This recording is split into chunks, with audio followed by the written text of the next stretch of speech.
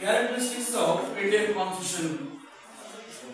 So last class we discussed about the sources of Indian Constitution. Last class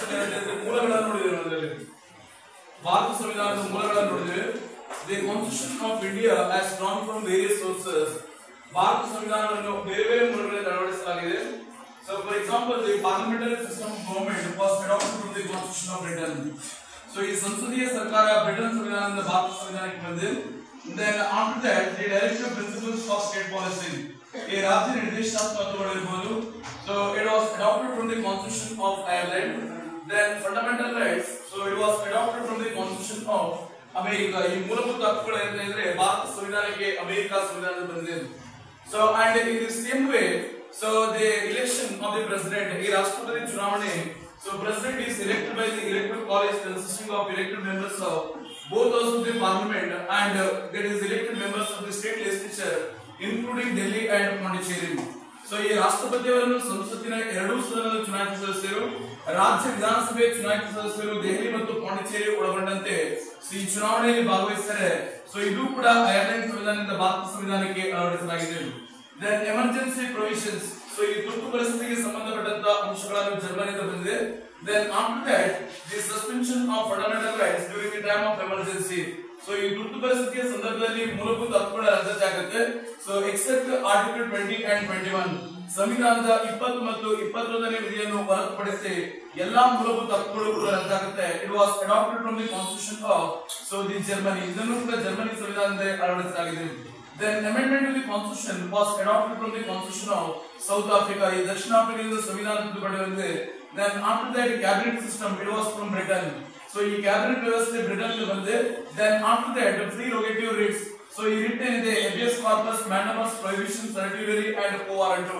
So these are the 5 types of writs. So it was adopted from the constitution of the Britain. ಇದನ್ನು ಕೂಡ Britain ಸಂವಿಧಾನ ಬಂದಿದೆ.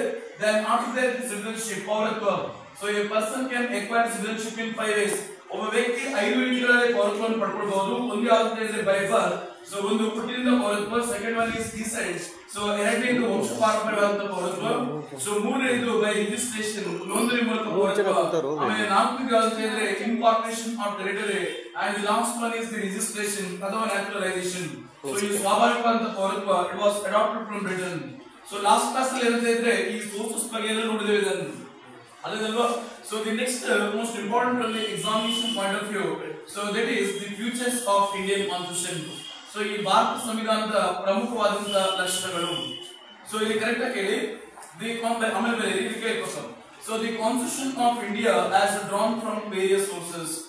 ಭಾರತ ಸಂವಿಧಾನವನ್ನು ಹಲವಾರು ಮೂಲಗಳಿಂದ ಅಳವಡಿಸಲಾಗಿದೆ.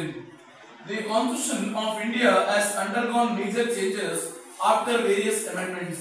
So ಈ ಬೇರೆ ಬೇರೆ ತಿದ್ದುಪಡಿಗಳ ನಂತರ ಏನಂತ ಹೇಳಿದ್ರೆ ಸೊ ಈ ಭಾರತ ಸಂವಿಧಾನದಲ್ಲಿ ಹಲವಾರು ಬದಲಾವಣೆಗಳನ್ನು ತರಲಾಗಿದೆ.